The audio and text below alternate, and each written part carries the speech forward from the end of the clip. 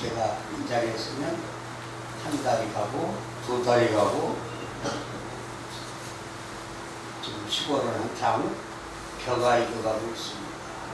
이렇게 황금 발판이 되어가고 있고 이미 올겨는 벌써 타작을 했습니다. 쌀로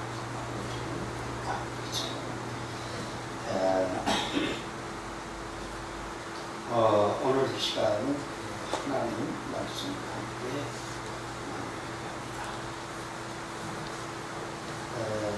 오늘 이 말씀 보니까 많은 사람들이 디베리아 광야에서 예수님을 쫓아 나옵니다.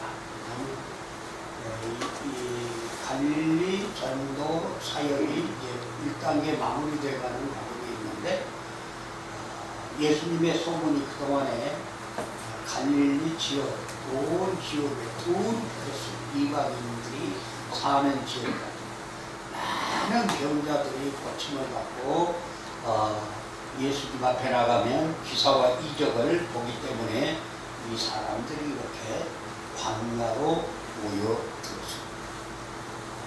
그리고 거기에는 많은 병을 갖고 있는 사람들이 고침을 받으러 나와서 기다리다 보니 하루가 가고 또 이방인들 지역에서는 3일이 가도 아무것도 먹지 않고 굶주린 상태에서 있을 때 예수님께서는 그들에게 먹을 것을 주라 기도드립니다.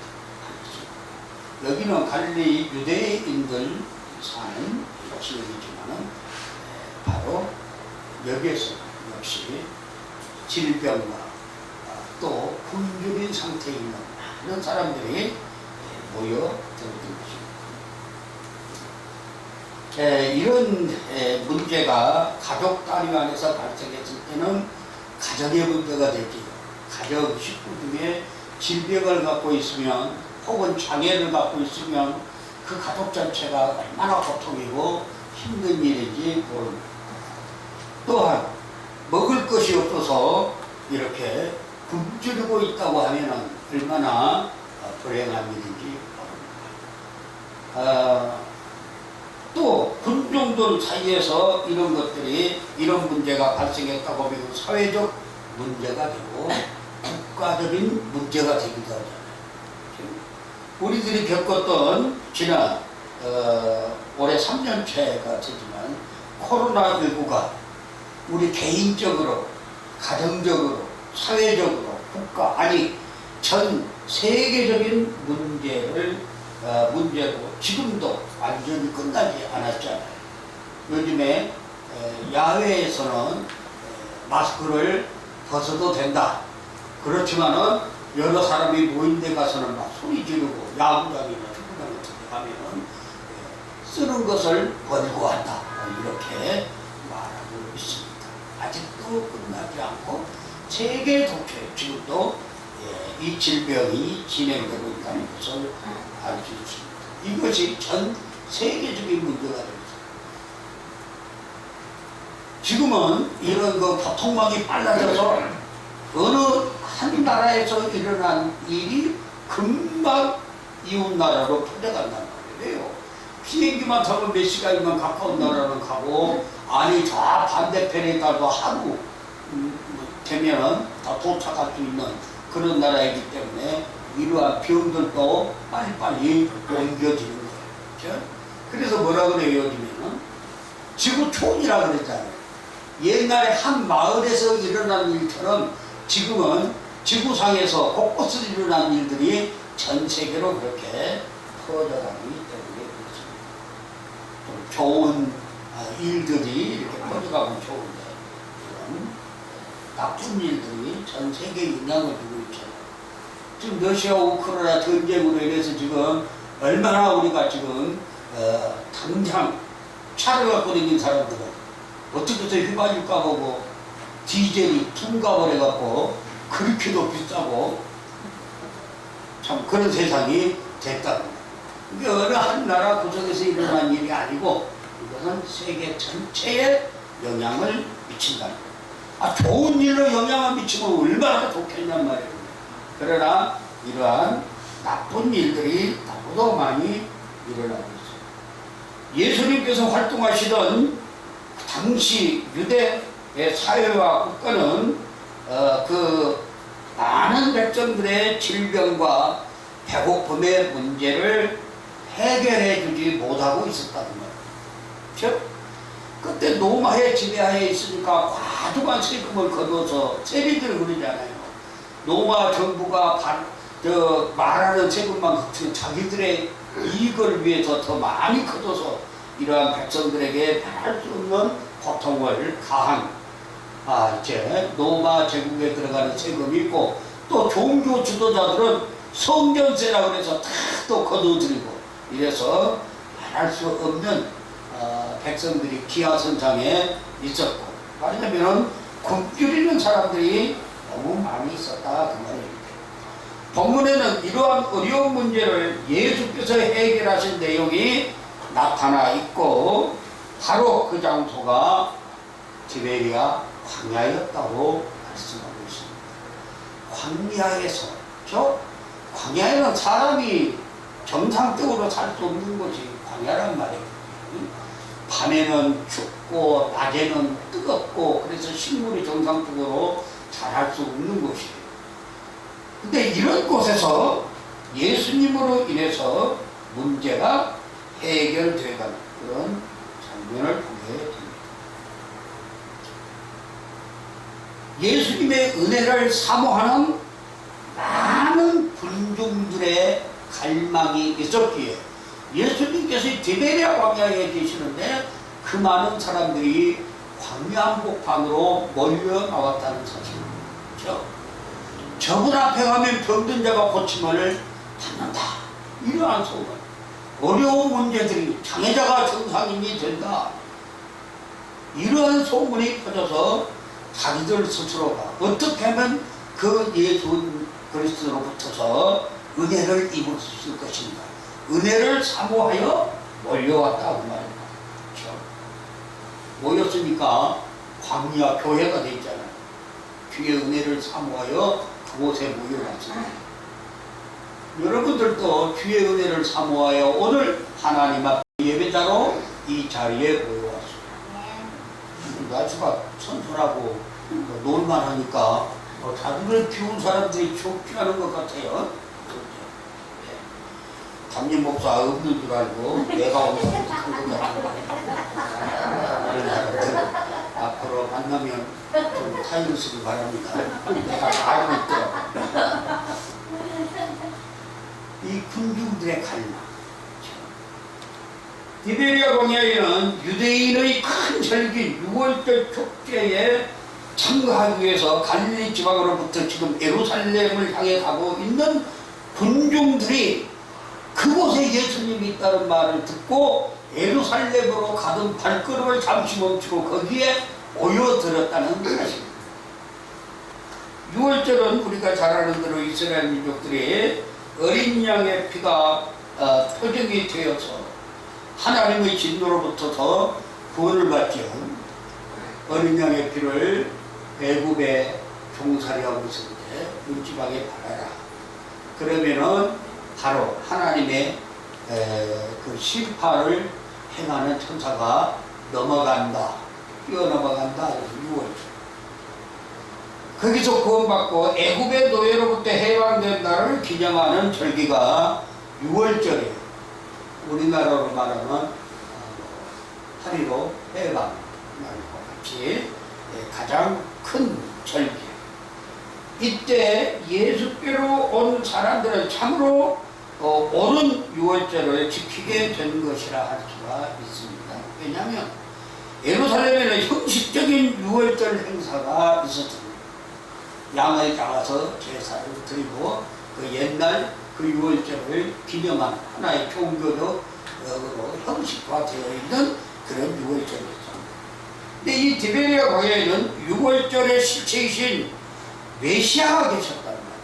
즉 애굽에서 어린 양을 잡아서 그 피를 문설주에 바르면 그들이 하나님의 진노의 재앙이 넘어간다 하는 것은 오실 메시아를 예표하고 있는 거예요.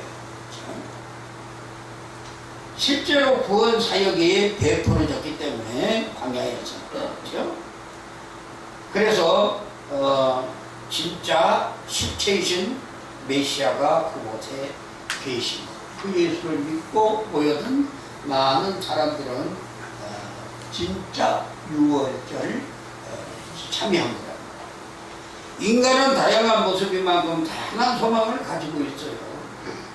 어떤 사람은 부자가 되기 위해서, 또 어떤 사람은 세상에 연예인 같은 경우는 명예나, 정치하는 사람들은 권력을 얻기 위해서 저마다 자기 문제를 가지고 예수 그리스도께로 찾아오는 경우들이 많잖아요. 우리나라도 보면은 뭐 대통령 선거, 국회의원 선거되면 생전 교회도 안 오는 사람들이나 교회 찾아와서 막 헌금도 하고 인사도 하고, 어떤 사람은 목사님 보고 뭐 또 기도해주는 사람들이 있어요.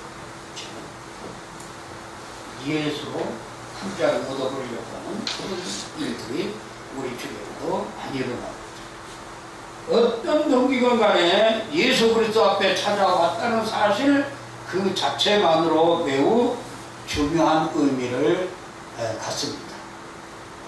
왜냐하면 예수 그리스도 안에는 그들이 가지고 온 문제보다도 더 근본적이고 궁극적인 문제를 해결하는 풍성한 은혜가 있기 때문입니다. 예수 그리스도는 인간의 모든 문제가 집중되는 번제단인 동시에, 구약시대의 지성소에 번제단 있잖아요. 그리고 문제들을 해결해주는 그가 시은소가 있어요. 시은소는 번제단을 덮고 있는 뚜껑을 시은소라고 합니다. 그래서 은혜의 보좌라고도 말해요. 그렇게도 번역이 되죠. 법궤의 뚜껑은 속죄하다, 용서하다라는 뜻이에요. 그래서 인간의 죄를 덮어 용서해주는 장소를 시은소라 그렇게 말합니다. 그다음에 예수님은 우리의 죄를 대속해줄 번제단의 제물이며, 또한 우리에게 은혜를 베푸는 시은소라는 사실. 이 예수님 앞에 나온 사람들이야말로 이제 그 은혜를 누구나 힘입을 수 있습니다. 그리고 오늘 말씀을 통해서 인생의 그 원초적인 비극을 보여주고 있습니다. 질병의 굴레에 갇혀 있는 자들이 거기에 많이 왔습니다. 이미 그 앞절에서 1절에서 2절에서 보듯이 예수 그리스도께서 행하시는 표적을 봅니다. 병 고치는 그런 역사를 현장에서 보았고 들었고, 고침을 받은 사람을 수없이 만났고, 이런 것으로 인해서 많은 질병의 굴레에 벗어나지 못한 사람들이 찾아왔던 것입니다. 디베리아 광야에 모인 군중들 가운데는 병을 고치게 나온 병자들이 대부분이었어요. 2절 보니까 인간이 중병에 걸린다는 건 가장 원초적인 고통이죠. 불행한 일입니다. 이 병으로 인하여 인간으로서의 의무와 책임을 감당하지 못하죠. 내가 건강하면 나을 수 있는데 나는 이 병 때문에 아무것도 못한다. 나는 이 장애 때문에 아무것도 못한다. 참 불행한 일이에요. 가족이나 타인에게도 폐해를 끼치고 부담을 안겨주기 때문이죠. 그래서 나이가 들어서 이렇게 늙다 보니까 이제 앞으로 잘 사는 길이 문제입니다. 잘 사는 길이 몸 안 아프고 건강하게 사는 길. 아프다고 누워있으면 오라가라면 어느 자녀들이 좋아하겠어요. 자기 살기보다 바쁘고 힘들어 죽겠는데. 그러니까 견디다 보니 양로원에 집어넣어버리는 거지. 양로원에 집어넣으면은 옛날 고려당에 가는 것으로 다 알아요. 시골에서. 시골에 가면 전부 다 80살 이상, 85세, 60세, 90세 가까운 노인들이 제일 두려워하는 것이 양로원에 가는 거예요.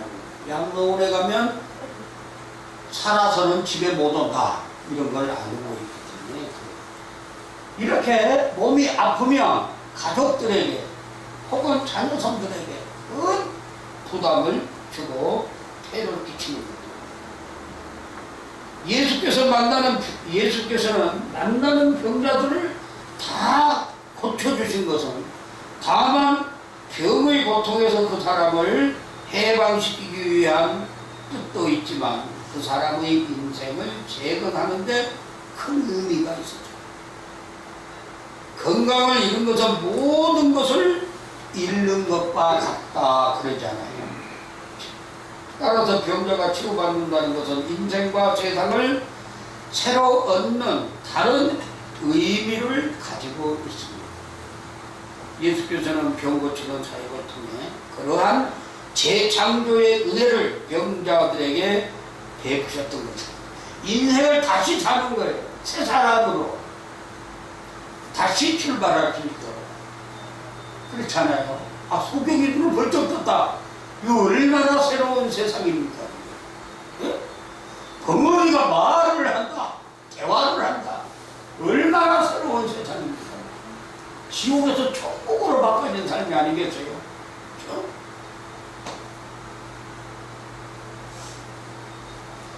문둥병이 걸려서 가족으로부터도 쫓겨나고 동네로부터 쫓겨나서 그렇게 떠들는 사람이 깨끗이 고침을 받고 가족의 품으로 돌아왔다. 이보다도 더 새로운 변화가 어디 있겠느냐.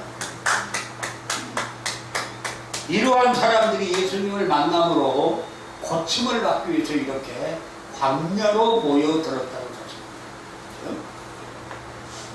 우리들은 육신의 병만 병으로 아는 경우도 있어요. 병도 여러 가지잖아요. 정신병, 마음의 병, 네? 더 큰 것은 영혼의 병이죠. 영혼의 병.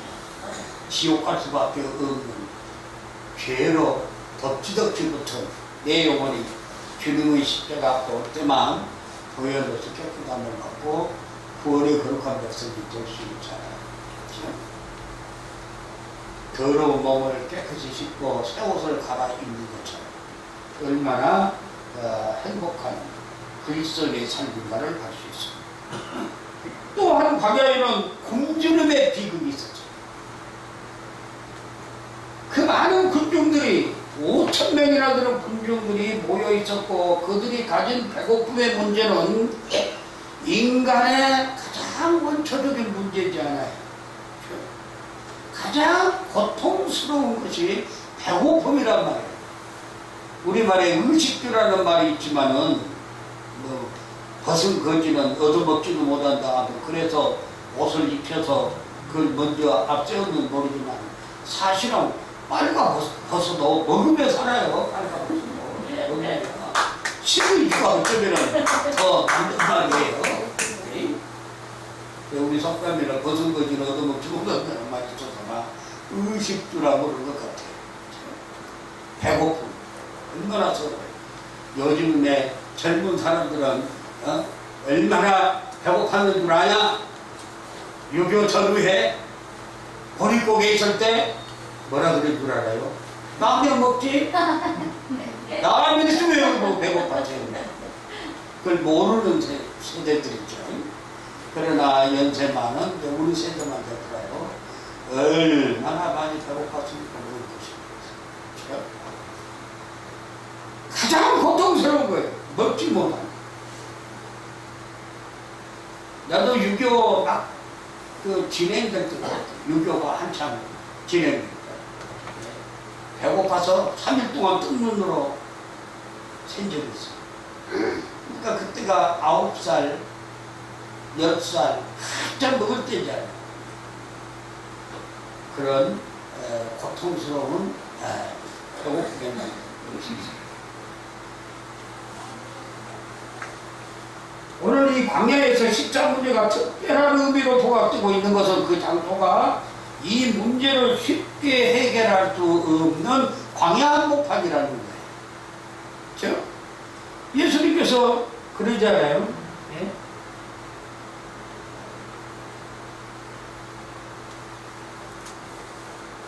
5절에 보면 예수께서 눈물보다 큰 머리가 자기에게 오는 것을 보시고 빌립에게 이르시되 우리가 어디서 떡을 사서 이 사람들을 먹이겠느냐? 빌립을 시험하시고자 이 말씀하시다. 빌립은 또 머리가 기가 막히게 잘 돌아가는 계산이 빠른 사람이에요. 200데나리온의 떡을 어디 가서 사온다 할지라도 이 사람들을 어떻게 다 먹이겠습니까? 한 데나리온은 당시에 노동자 하루 품삯이에요. 그러면 200명의 품삯을 모아서 그 많은 떡을 사온다 할지라도 사람들이 배불리 먹을 수 있겠냐 그 말이에요. 그리고 광야 못가도 어디 가서 그렇게 떡을 한꺼번에 많이 살 수 있겠냐고. 요즘처럼 무슨 뭐 빵 공장 하나를 그냥 싹 돌이 한다 그러면 모르겠구나. 그 많은 것을 살 수가 없는 그게 그런 얘기를 하는 거죠. 도저히 불가능한 일입니다. 그 말이에요. 이 광야 못가도 이 사람들을 어떻게 배불리 먹인다는 말입니까? 이것은 도무지 뭐 계산이 안 되는 일입니다. 계산을 했지만 천문학적인 이러한 숫자가 나오는 거예요. 그래도 이것을 안 먹지 이거 죽겠습니까? 이렇게 말하는 거예요. 빌립은 매우 고민하고 있었음을 알 수 있습니다. 설사 많은 돈이 있다 할지라도 5,000명으로 군중을 광야에서 먹인다는 건 불가능한 일입니다. 이렇게 말하는 거예요. 그렇습니다. 인간이 이 세상을 살아갈 때 도저히 자기 힘으로는 해결할 수 없는 문제에 부딪힐 때가 많다고 말합니다. 뭐 다른 사람이 볼 때는 별것도 아닌 것 같은데 나에게는 그렇게 큰 문제로 부딪힐 수 있잖아요. 한 끼, 두 끼, 세 끼, 3일을 내가 굶었단 말이에요. 먹고 싶어도 못 먹을 것이 없어서. 돈 있는 사람이 그거 문제 하나도 될 거 없지만은 나는 정말로 죽고 사는 문제에 부딪힐 수 있는 거잖아요. 이럴 때 어떤 사람은 절망을 하게 되지요. 미치겠네. 그래서 미친 사람도 있고, 그렇죠? 아이고 이렇게 살면 못해? 극단적인 선택을 해서 꼴까닥 가는 사람도 있고, 이거 정말 이 세상은 이런 일들이 많아요. 가끔 그런 뉴스 나오잖아요. 뭐 이건 뭐 초등학교 뭐 이거 어디에서도 모녀가 죽은지 할머니가 죽은지 얼마가 돼서 나왔다는 그런 뉴스가. 그러나 이러한 태도는 그 문제로부터 도피하는 것에 불과해. 이거 나는 이 세상 하지 간다 해서 자살을 시도한다. 멀리 도망을 가서 이것은 비겁합니다. 그리고 어떻게 해야 됩니까? 가장 현명한 방법을 우리는 오늘 본문에서 찾아볼 수 있습니다. 빌립은 안 됩니다. 200대돈의 떡을 사와도 안 됩니다. 절망이죠.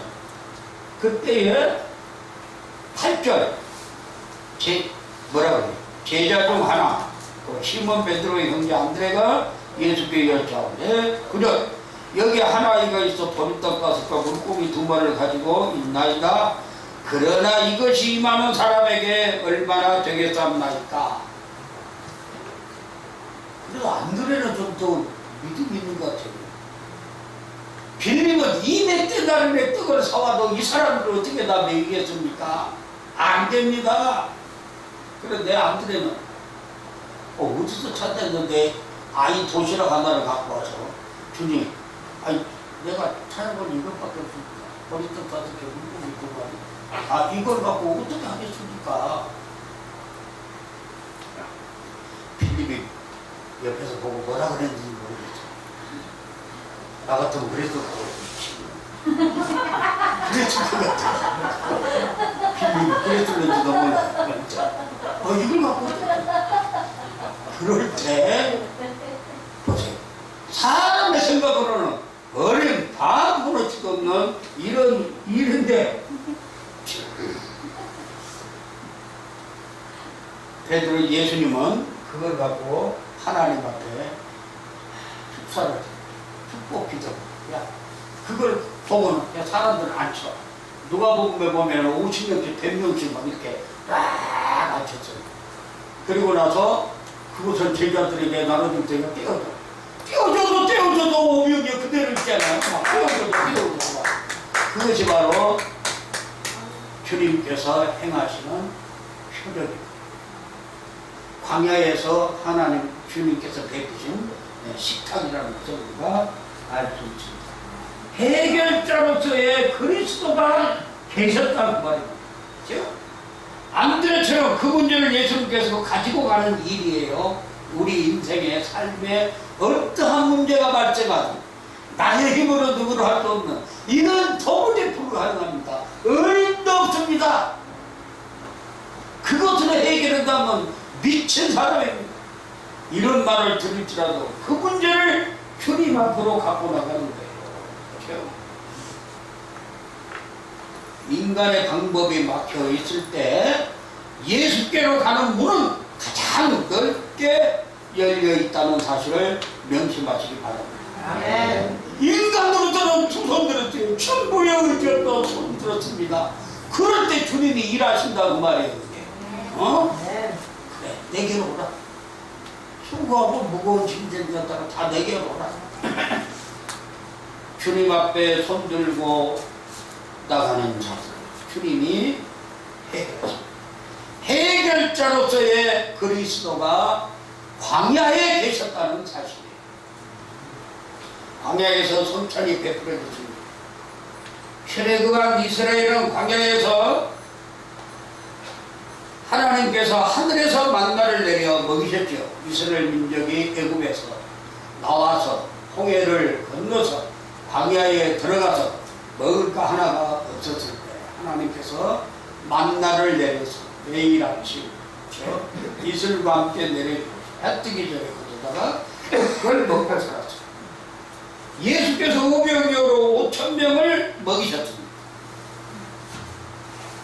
이스라엘 민족이 광야에서 하늘에서 내린 만나로, 그 다음에 예수님께서 땅에서 만든 만나로 배고픔의 문제를 해결해 주셨죠. 그리고 이 두 사건은 다 같이 광야에서 일어난 일이라는 공통점을 우리가 갖고 있잖아요.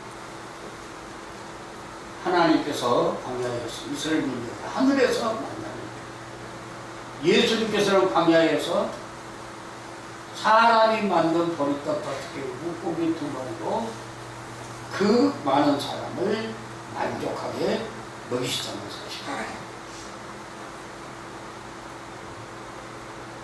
우리는 이 두 사건을 통해 인간이 이 세상 사는 동안 먹을 양식이 어떤 경로로 얻어지는지 간에 그것들은 모두 하나님이 내려주신 만나라는 진리를 발견하게 됩니다. 그렇죠? 이 세상은 광야고 그 광야에서 생존할 양식이 오늘도 하나님으로부터 주어지고 있다는 사실에 우리는 감사해야 됩니다. 여러분들은 오늘 만나를 먹고 예배 드리러 나왔죠? 아멘.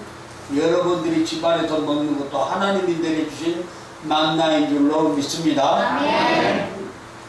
내가 애써가서 노력해서 벌어서 먹은 것이나 나의 힘으로 안 되는 거 국가가 먹고 살라고 준 것이나 다 하나님이 이 세상을 통해서 내려주신 만나인 줄로 믿습니다. 그러므로 감사함으로 먹어야 된다 그 말입니다. 아멘. 아이고 이번 차는 이렇게 맛이 없어. 이거 불평이나 하고 아이고 그냥 통째로 들고 가서 싸게 팔아서 그냥 과자나 사 먹고 이런 짓 하지 말라고 하나님 앞에 감사해. 그런데 그래 그거 먹으라고 하나님이 보내주신 것을 불평이만 해. 이스라엘 민족이 광야에서 그럴 때니까 지금 배들을 만나니까 맛도 없고 말이야. 이거 애굽에서는 그냥 고기도 먹고 말이야. 이거 채소도 먹고 막 뭐 부추도 먹고 배추도 먹고 막 별 소리를 다 해야 이게 왜 맨날 만나만 아니 쪽방촌에서 그런 소리가 들릴 것 같아요. 감사해요. 감사해요. 어? 하나님께서 이렇게 내가 작은 공간에 앉아 있어도 하루 세 끼 먹일 만나를 이렇게 공급해 주시는 감사합니다. 하늘에서만 내리는 것이 땅에서 온 만나로 우리를 만족해 하시는 주님을 우리는 이 광야에서 볼 수 있어요. 오늘 내 앞에 세워진 식탁이 이 세상이라는 광야에 사는 나에게 하나님이 베푸신 식탁이라는 사실을 항상 믿고 감사 기도하고 드시기 바랍니다. 우리도 입가에 있으면서 그냥 큰 것을 불평이라 하고 맛있는 거 이러지 않고 그러면 하나님께서 그 식탁 빼앗으면 어떻게 가야 되죠 이 세상에. 공중만은 새도 심지 않고 거두지도 않지만 하나님이 먹이신다고 그랬잖아요. 성경 구절하고 볼까요? 마태복음 6장 31절 32절 다 같이 한번 읽었지. 뭐야? 마태복음 6장 31절 32절 왜? 안 나왔습니까? 내가 읽어볼게. 내가 지난번에 성경 구절을 안 했거든요. 공중나는 새는 씹지도 않고 거두지도 않지만 하나님 먹이시고 들에 핀 백합꽃은 길잠을 하지 않아도 하나님이 입히십니다. 그렇죠? 내 노력의 대가로 양식이 주어진다고 생각하는 것은 이방인의 사고 방식이라고 예수님은 말씀했어요. 내가 노력해서 내가 먹고 사는데 뭐 하나님이 어찌고 만나고 어쩌고 그래. 이방인의 사고라고 말이에요. 우리가 노력하는 것은 하나님이 주신 달란트를 활용하여 하나님의 나라를 건설해야 하는 사명 때문이지 먹을 것과 입을 것을 위해서는 아니라는 뜻이에요. 이게 저의 사는 목적이 먹을 것과 입을 것을 위해서만 사는 것이 아니라고 말이에요. 우리 사는 것은 하나님이 주신 달란트를 따라서 우리가 열심으로 일하여 하나님 나라를 이 땅 위에 바로 세우기 위해서 할 때 하나님께서는 우리의 필요를 채워주시고 우리가 먹고 사는 것이라 그 말이에요. 오직 먹고 사는 것에 매인 건 이방인들이 하는 일이라고 말이에요. 그러니까 그냥 물질도 내 거야, 내 거. 옆에 굶어 죽어도 너는 뭐 네 거 없어서 굶어 죽고 나하고 상관없고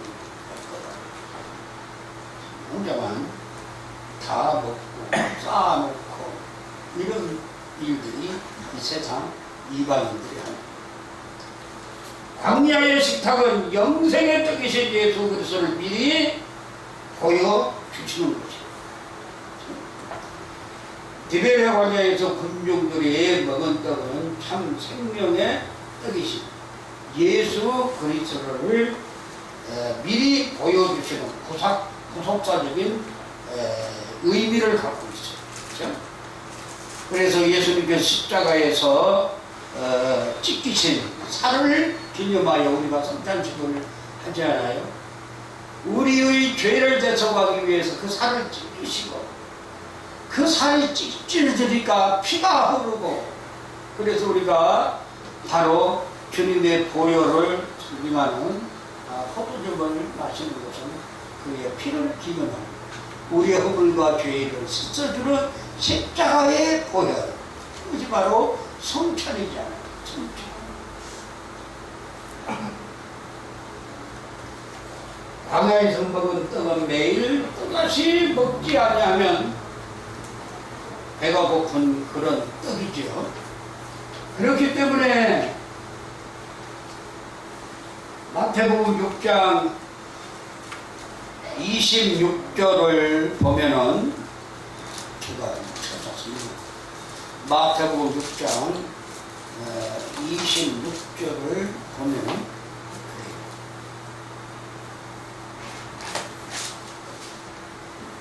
마가복음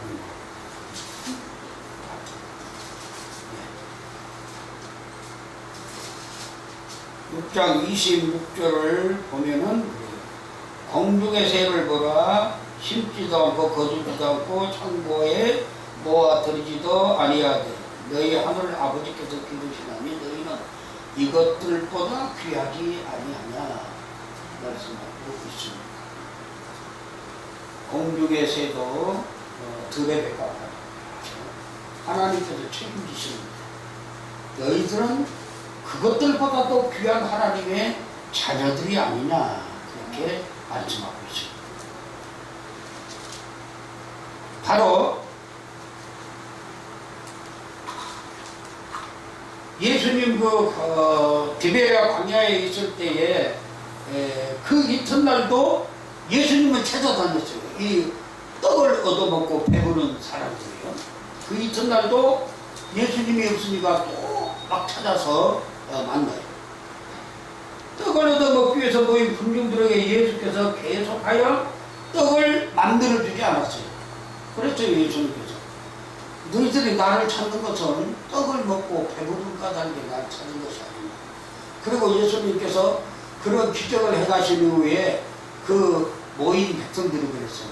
예수님을 임금으로 삼으려고 했어요. 왜? 예수님을 임금으로 모시면 병든 사람 다 고쳐주지, 배고픈 사람 없이 다 기한 문제 해결해 주지. 그러니까 예수님을 우리의 임금으로 세우자, 막 이런 운동이 들어요. 예수님 그 자리를 피하여 산으로 기도하러 올라가시는 그런 모습을 우리가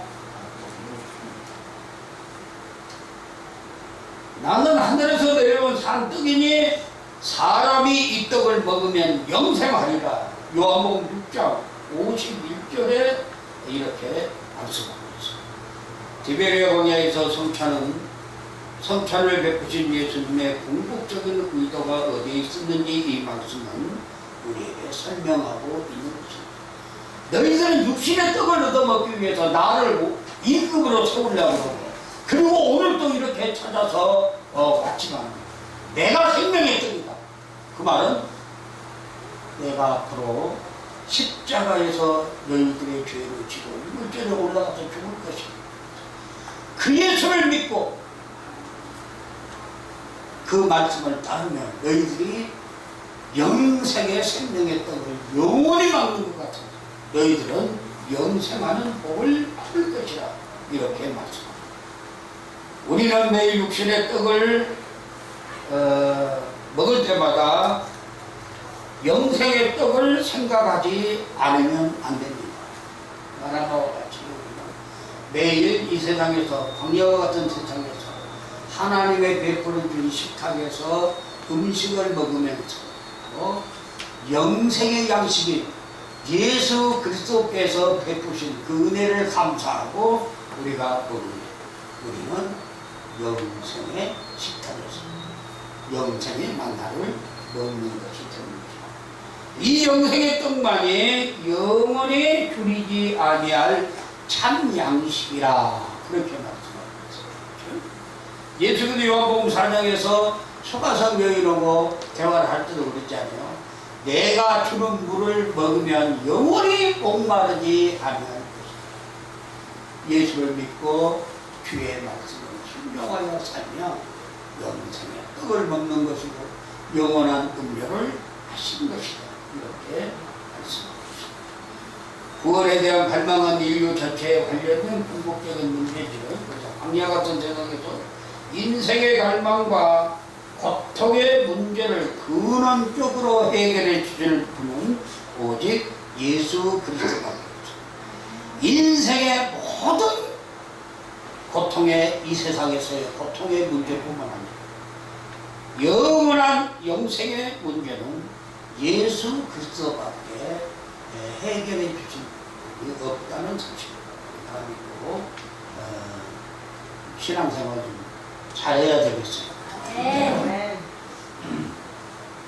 광야에서 식탁을 베풀어 만족하게 먹이시고 그것으로 끝난 것이 아니라 이 기적을 베푸신 예수 그리스도 자신이 영생의 떡임을 선포하셨어요. 나를 믿는 자는 영원히 목마르지 않고 영원히 줄이지 않는 영생을 소유하게 될 걸 말씀하고 있습니다.